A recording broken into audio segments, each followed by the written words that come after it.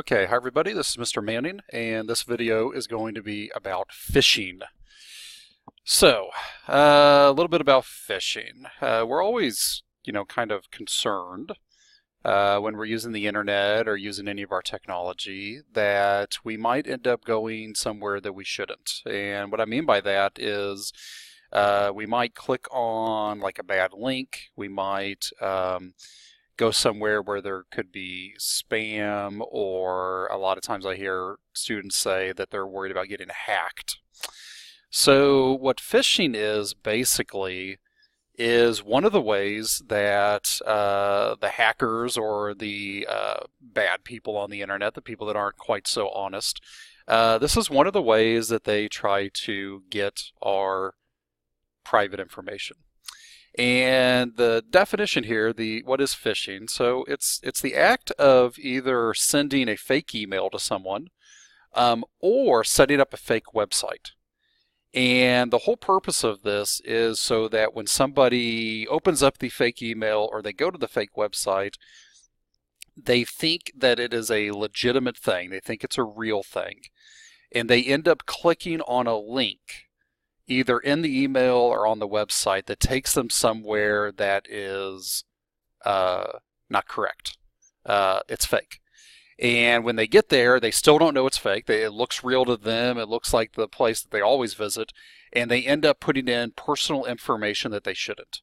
So some of the personal information that gets put in is like their username and password, a credit card number, a social security number, maybe their address, their phone number. There's all sorts of personal info that they could get from us through these fake emails and fake websites. So it's called phishing because they are trying to lure us in to give incorrect info. So kind of like a fisherman would try to lure in a fish or to trick them into biting on a fake bait and then lure them in. It's basically the same thing. You're trying to trick somebody into thinking that the email or website that they're at is real, but it's not.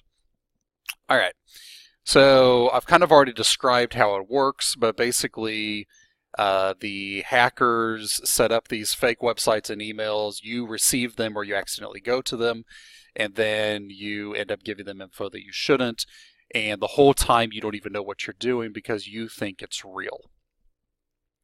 The hackers end up getting that information, and then they usually use it to steal your identity.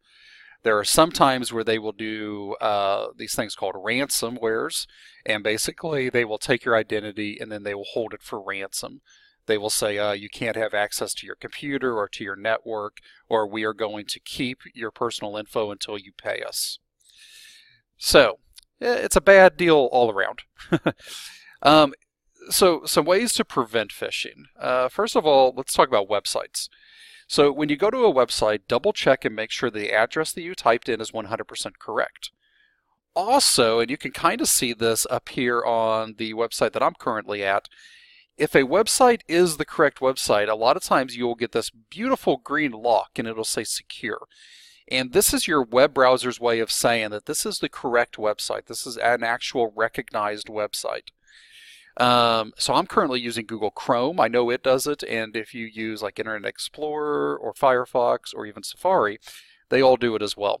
So this is a nice little double check. Hey, am I on the right place? If you see that green lock, it means you are. And then I know some websites, especially ones like for banks and credit cards and whatnot, they have started using these things called verification photos. And a verification photo is a photo that you choose, and you can either upload it or you choose it privately. Nobody knows about it. And then when you log into that website, it will show you that photo. And if it's the correct photo, then you know you're in the correct spot. And if you don't see the photo or it's the incorrect photo, then you know something is maybe wrong. So that's kind of a nice little way to double check that you're in the right spot. All right, so that's all for websites. Let's talk a little bit about emails. So when you receive emails, and this could also go for like text messages or messages on social media, it doesn't always have to be through email. It could be really any digital message that you receive. Double check the people that you're receiving the email from. Make sure you recognize that one, or that it appears to be legitimate, that they're using an email that seems correct.